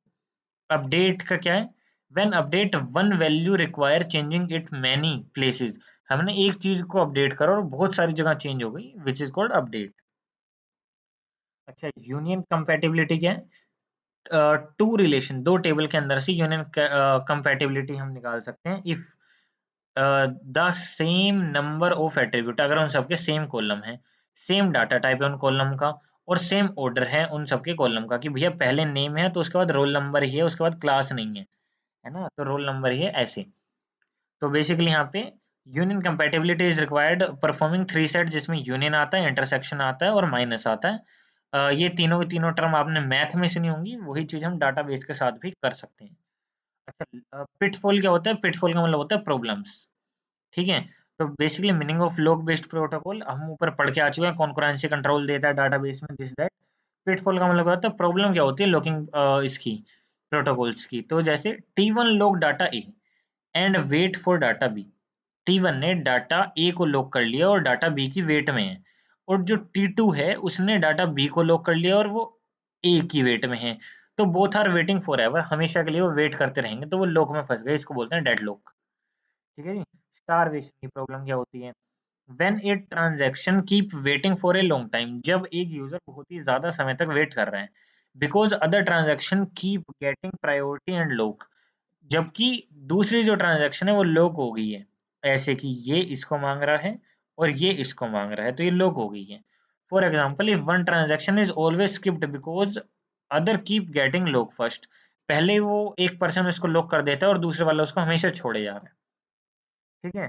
कैस्केडिंग रोल बैक्स, ये क्या होते हैं, when one transaction fails and roll back, एक ट्रांजैक्शन अगर पूरी नहीं हो पाई है, मान लो तुम्हारा मेरा पैसे का लेन देन है, तुमने मेरे को 10 रुपए भेजे, वो नहीं आ पाए, all other transaction are used its uncommitted data must also roll back, जो भी अदर ट्रांजैक्शन है जो कि मेरे को यूज कर रही हैं या तुम्हें पेमेंट दे रही हैं, वो भी बैक आ जाएंगी। For example T1 update data but not yet committed. T1 ने डाटा अपडेट तो कर दिया पर पब्लिकली नहीं दिखाया। ठीक है। T2 ने रीड कर लिया डाटा।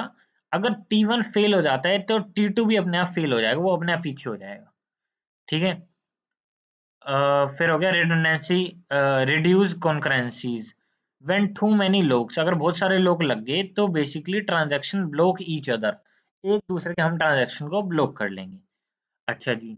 कैरेक्टरिस्टिक्स बतानी है एसक्यूएल की, और एग्रीगेट फंक्शन बताना है। What do you mean by query और सब क्वेरी होती क्या है? क्वेरी और सब क्वेरी हम देख के आए हैं, एसक्यूएल का मैंने कहा था ना क्वेश्चन आएगा आगे। एसक्यूएल क्या है? एक स्टैंडर्ड लैंग्वेज है जो यूज करती है स्टोर, मैनेज और रिट्रीव करने के लिए डाटा को रिलेशनल डाटाबेस से। ठीक है जी। कैरेक्टरिस्टिक्स क्या है? कैरेक्टरिस्टिक्स बहुत इजी हैं। पहली बात सिंपल है और इजी टू लर्न है। नॉन प्रिडिक्यूअल लैंग्वेज है, यानी कि बहुत इजी टू अंडरस्टैंड है ना, कि कैसे करना है क्या करना है, बहुत इंग्लिश लैंग्वेज में लिखा हुआ है। Support data definition and manipulation, दोनों ही हम पढ़ के आ चुके हैं, डीडीएल और डीएमएल हम पढ़ के आ चुके हैं। Support multiple users, high security रहती है, पोर्टेबिलिटी रहती है। पोर्टेबिलिटी मतलब बहुत इजी रहता है, तुम अपने पीसी पे भी चला सकते हो, मेरे पे भी पोर्टेबल है चीज। ठीक है। यूजेस ऑफ फंक्शन, फंक्शंस का यूज करते हैं। एग्रीगेट फंक्शन क्या होते हैं एसक्यूएल में? Aggregate function are used to perform by calculation on multiple rows and return a single value. For example, मैं चाहता हूं कि जितने, मान लो किसी की पेमेंट आई, है ना, कि भैया 2 रुपए एक की पेमेंट आई, 200 रुपए एक की पेमेंट आई, 4000 रुपए एक की पेमेंट आई, मेरे को चाहिए कि ये सारे प्लस होके मेरे को एक बता दें कि कितने टोटल पेमेंट आई। तो मैं क्या कर सकता हूँ? काउंट, सॉरी सम। काउंट क्या करते हैं? टोटल नंबर ऑफ पेमेंट कितनी आई वो बता देगा। नंबर ऑफ रोज रिटर्न कर दे, कितनी पेमेंट्स आई, एक पेमेंट आई, दो पेमेंट आई, चार आई, आठ आई, वो तो बता दे काउंट। सम क्या करेगा? उन सब की वैल्यू को सम करके रिटर्न कर देगा। एवरेज क्या करेगा? कि एवरेज पेमेंट कितनी आई, है ना, उसका एवरेज निकाल के दे देगा। मैक्स क्या करेगा? उसका मैक्सिमम नंबर निकाल के देगा। सबसे बड़ी पेमेंट कितनी आई, मिनिमम, सबसे छोटी पेमेंट कितनी आई, 2 रुपए वाली, वो निकाल के दे देगा। क्वेरी क्या होती है? एक query is a command use to retrieve और manipulate data stored in database, जैसे कि सिलेक्ट, इंसर्ट, अपडेट, डिलीट। ये चारों कमांड के ऊपर हम पढ़ के आ चुके हैं, ये सारे कहलाते हैं क्वेरी। सब क्वेरी क्या होती है? इनके साथ जो हम यूज करते हैं, सिलेक्ट नेम और कोर्स फ्रॉम स्टूडेंट। वेयर, जब मैंने वेयर लगा दिया, वेयर यहाँ से यहाँ पे क्या आ गई? सब क्वेरी आ गई, जहाँ पे आगे लिखा है वेयर की चीजें। भैया वेयर में क्या होगा? The inner query calculate the average fees, सबसे पहले एवरेज फीस कैलकुलेट होगी। देन क्या होगा? आउटर क्वेरी, ये जो आउटर क्वेरी है ये मेरे को लाके देगी जो मेरे को चाहिए। कर्सर क्या होता है एसक्यूएल में? एक cursor is a temporary memory area, जैसे हम सी प्लस प्लस में पॉइंटर पढ़ते आए थे, that stored use to process query result row by रो।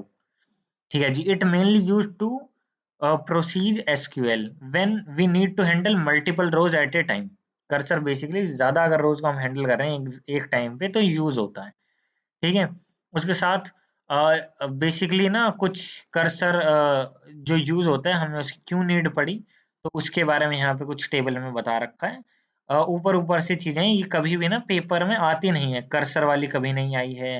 दो चार और चीजें जो पेपर में कभी नहीं आई, इसलिए मैंने वो चीजें स्किप करवा दी हैं, पढ़ाना जरूरी था इसलिए ऊपर ऊपर से मैंने बता दिया। लॉसलेस डिकम्पोजिशन क्या होता है?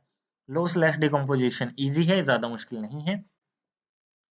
Lossless decomposition is easy. क्या बेसिकली क्या कहते हैं कि अगर हम 1NF 2NF या नॉर्मलाइजेशन करते हैं तो हमारा कोई भी जो डाटा है वो लॉस ना हो। Lossless decomposition means dividing a relation into two or more similar tables in such a way when we join them back together we can get exact original table with no data loss। Data loss नहीं होना चाहिए और no extra data, कोई extra data नहीं आना चाहिए।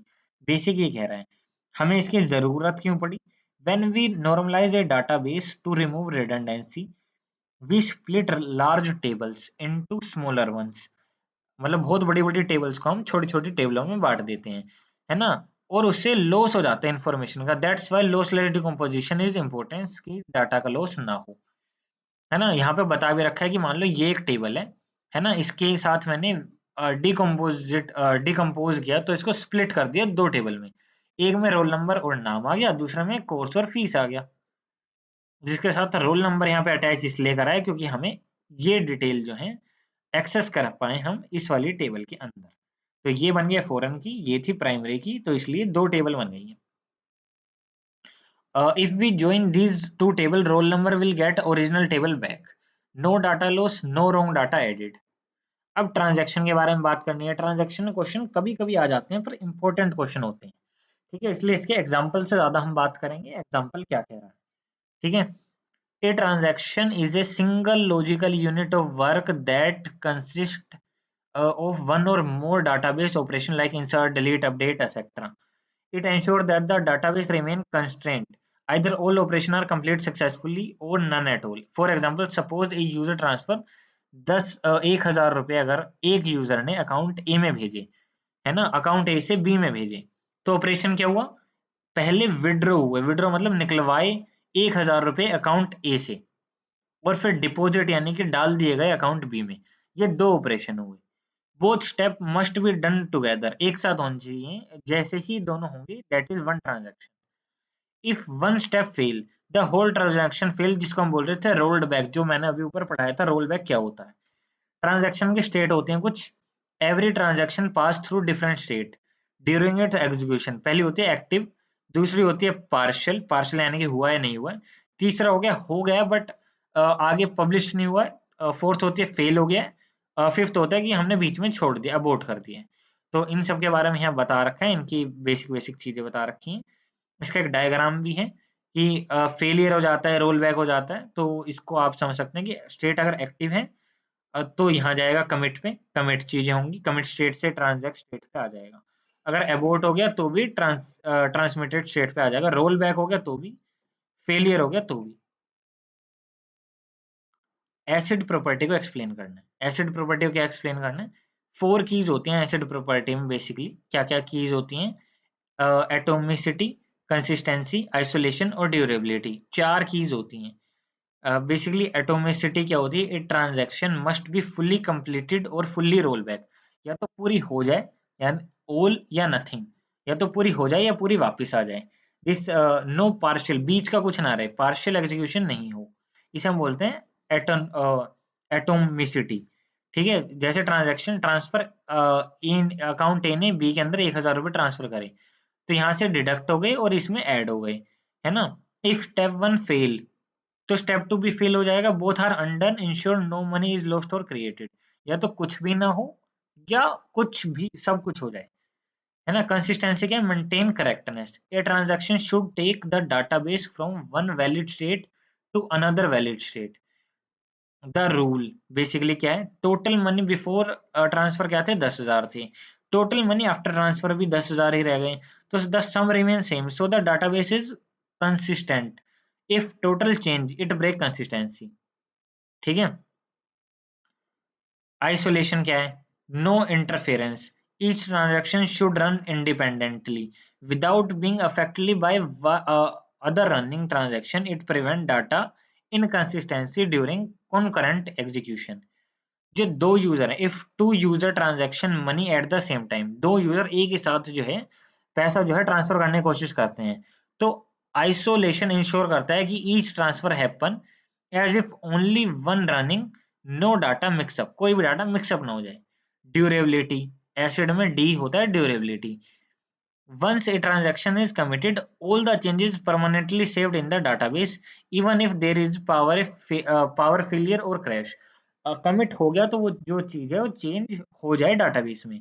You transfer money and get transaction successfully, आपने पैसा भेज दिया और आपको मिल गया transaction successfully. Even if the system restart, अगर कल को सिस्टम रिस्टार्ट भी हो जाता है, transfer remain saved, transfer save रहेगा, चेंजेस आर ड्यूरेबल, चेंजेस वहां रहेंगे, है ना। शेड्यूलर्स के क्वेश्चन कम आते हैं वैसे, बट शेड्यूलर्स बेसिकली क्या होते हैं कि आपको बताते हैं कि मान लो कि तुमने भी एक फाइल को रीड या राइट करने की कोशिश की और मैंने भी, तो अगर पहले मैं आया तो पहले मैं उसको रीड राइट करूंगा, और अगर तुम आए तो उसके बाद तुम उसके बाद ही कर पाओगे, पहले नहीं कर पाओगे। तो वो शेड्यूल करता है प्रायोरिटी के हिसाब से, कि आप सीरियल में शेड्यूल करना चाहते हैं नॉन सीरियल में। जैसे फॉर एग्जाम्पल T1 क्या कहता है, रीड करो ए को, ठीक है, T2 भी क्या कहता है, रीड करो ए को। सीरियल शेड्यूल होंगे तो स्टेप जो T1 के जितने भी स्टेप हैं वो सारे के सारे एग्जीक्यूट होंगे, देन स्टेप टू T2 के सारे स्टेप चालू होंगे। नॉन सीरियल में क्या होगा, पहले रीड हो जाएगा T1 का, फिर T2 का रीड हो जाएगा, T1 का राइट हो जाएगा, T2 का राइट हो जाएगा। बेसिकली क्या था, T1 पहले रीड कर रहा था, देन फिर वो T1 ही राइट कर रहा था, फिर T2 रीड कर रहा था, T2 राइट कर रहा था। ये था सीरियल कि पहले T1 के सारे रीड और राइट कर लो, फिर T2 के कर लो। नॉन सीरियल में पहले सारे रीड के कर लो, फिर सारे राइट के कर लो। तो दिस इज ऑल अबाउट सीरियलेबिलिटी, है ना। इसके अंदर कॉन्फ्लिक्ट भी आ सकते हैं और चीजें व्यू सीरियलेबिलिटी भी हो सकता है। A schedule is conflict serializability if it can be converted into a serial schedule by wrapping non-conflicting operation. Two operation conflict. For example, belong to different transactions.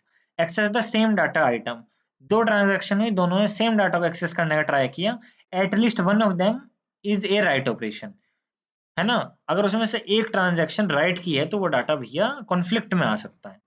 View के अंदर क्या है कि थ्री कंडीशन हो सकती हैं कि सेम चीज रीड हो रही है, सेम चीज राइट हो रही है, सेम चीज डिपेंड हो रही है। तो ये अगर चीज हो रही है तो आपको दिक्कत आ सकती है।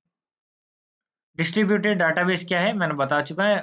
RDBMS जो होता है, डिस्ट्रीब्यूटेड डाटाबेस क्या होता है, is a type of database system where data is stored across multiple computers.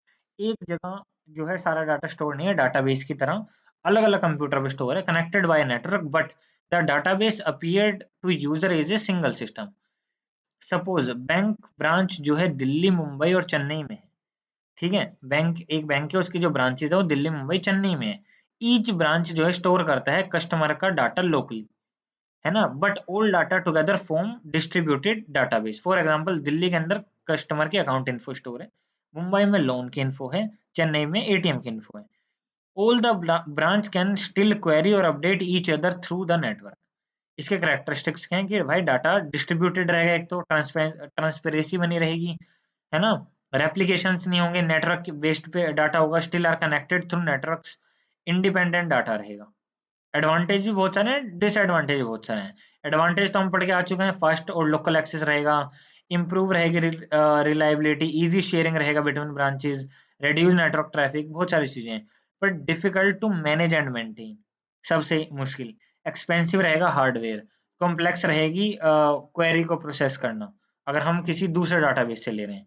Major problems associated with concurrent processing, basically loss update हो सकता है आपका, डर्टी प्रॉब्लम रीडिंग आ सकती है, रीड प्रॉब्लम आ सकती है। और तो बेसिक बेसिक ये सारे हम पढ़ चुके हैं। डाटा मॉडल, डाटा एडमिनिस्ट्रेशन के कुछ रूल्स होते हैं। एक पर्सन होता है जो डाटाबेस को मैनेज करता है, उसको बोलते हैं डाटा एडमिनिस्ट्रेटर। तो उसके बारे में बता रखते हैं। डाटा मॉडल क्या है, वही डाटाबेस का जो स्कीमा है उसको ही डाटा मॉडल बोल रहे हैं। Data model is a way to organize and representing data in a database. It define how data is stored, connected और एक्सेस। एग्जांपल, स्टूडेंट, कोर्स और टीचर, तीन टेबल हैं, उसके रिलेशन है। Student enrol in course, teacher and teach courses. तो ये जो basic चीज हुई इसे हम कहेंगे डाटा मॉडल्स। टाइप होते हैं hierarchical model, network model, relational और ऑब्जेक्टिव मॉडल।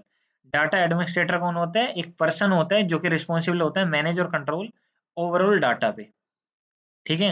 फंक्शन क्या होते हैं, डाटा को प्लान करना, डाटा की डेफिनेशन, डाटा की सिक्योरिटी, डाटा की इंटीग्रिटी, डाटा के backup and recovery, data coordination, policy banana. Data schema मैं आपको ऑलरेडी पढ़ा चुका हूँ।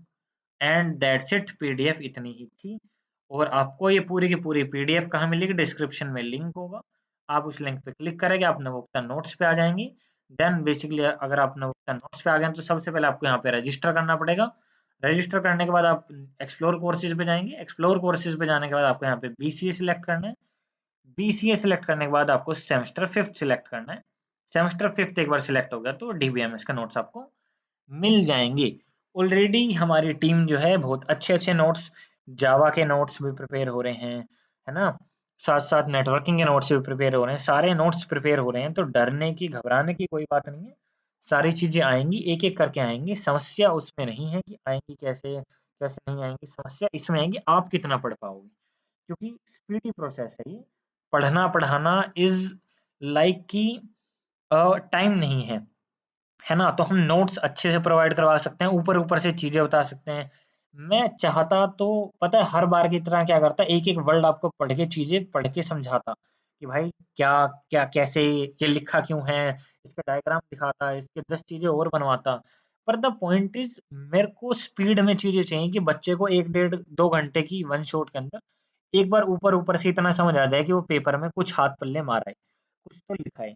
साथ में मैं कुछ डिस्क्रिप्शन में वीडियो डाल दूँगा, अगर आपके पास टाइम हो, तो आप डिस्क्रिप्शन के अंदर जो वीडियोज़ हैं उसको देख के थोड़ा बहुत पढ़ सकते हैं, समझ सकते हैं कि आपको करना क्या है। ठीक है? जो भी मैंने टॉपिक जो हवा के अंदर उड़ा दी या फिर जो मैंने ढंग से आपको नहीं बताया, जैसे नॉर्मल फॉर्म हो गया, तो उन सब की नॉर्मल हो गया, बी ट्री हो गया, बी प्लस ट्री हो गया, ये कुछ ऐसे कॉन्सेप्ट हैं जो डाटा स्ट्रक्चर में आते हैं, या फिर कह लो नॉर्मल फॉर्म बहुत ही लेंथी प्रोसेस है, 20-25 मिनट से उस टॉपिक को समझने में चाहिए। तो बेसिकली आपको उसके लिए वीडियोज़ मिल जाएँगे डिस्क्रिप्शन में, आप उनको जाके चेकआउट कर सकते हैं, है ना? तो चेकआउट करें, मिलते हैं आपसे नेक्स्ट वीडियो में भाई, तब तक के लिए अपना ध्यान रखें और मेरे साथ बने रहें, है ना? और बाकी सारी अपडेट भी आपको वेदावर्स नाम के व्हाट्सएप ग्रुप पे मिल रही होगी। व्हाट्सएप वाले ग्रुप का जो लिंक है, वो आपको डिस्क्रिप्शन में मिल रहा होगा, आप वहाँ से ग्रुप को जॉइन भी कर सकते हैं। Thank you for all for watching this video and comment करके जाना अगर यहाँ तक आए हो तो कि मैंने ये पूरी वीडियो देखी है और वीडियो कैसी लगी वो सब बताना, है ना? मैं मानता हूँ थोड़ी फास्ट हुई होगी, बट डिस्क्रिप्शन में सारे लिंक्स हैं, जितनी भी चीज़ें मैंने कराई हैं उनको अगर आपको डिटेल में पढ़ना है, तो उनकी बेस्ट एक्सप्लेनेशन वीडियो जो 10-10, 15-15, 25-25 मिनट की है पर टॉपिक की, है ना? वो सारी मैं डिटेल की डिस्क्रिप्शन में डाल दूँगा, आप वहाँ से चेकआउट कर सकते हैं। आज की वीडियो में इतना ही, मिलते हैं आपसे नेक्स्ट वीडियो में, तब तक के लिए अपना ध्यान रखें।